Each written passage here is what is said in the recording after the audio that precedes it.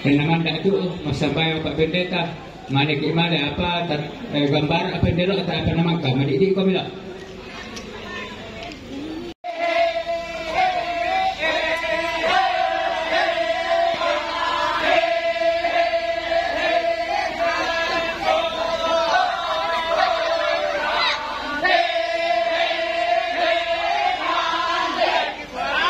Kita dapat kaborok kila kote tumatuan kisola 2 lama lemo diangkat di parakai te batang labu mengandungkan mitumbikan sola nasang si sola te tomak rapu kombongan salok pak tondokan sia mintuk tau metulan nala katahanan lang atu tu temo lang mai te inang lang tu nalalan pasitoyangan kam mintuk sakalangan den no pak narampo salama lakoto inan tulenem patoromelo te batang labu indela tungka sangatna seroy mintu kasalangki ni bengkan te aktu nelon nakinin papayan tu kama madira langsangan na po Yesus Kristus ki masambaya amin.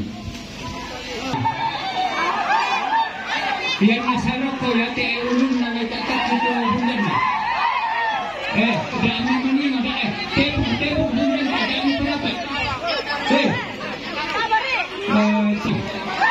ada itu mesti kaan dulu enggak usah leto rako dia kala tangkis sama kira itu tidak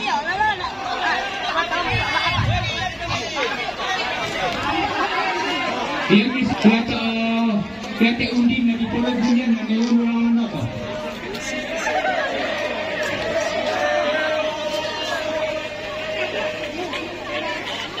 dia baik Pak Oton itu nanti parangan dia tanya.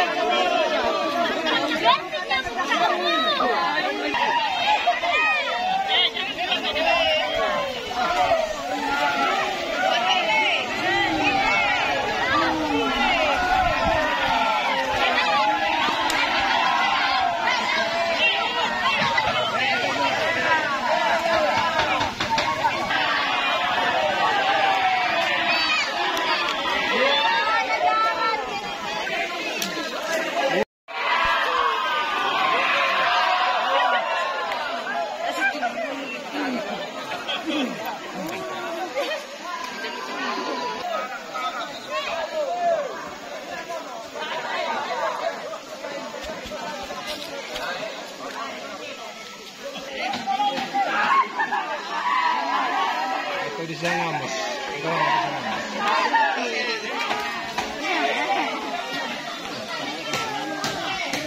Tembak.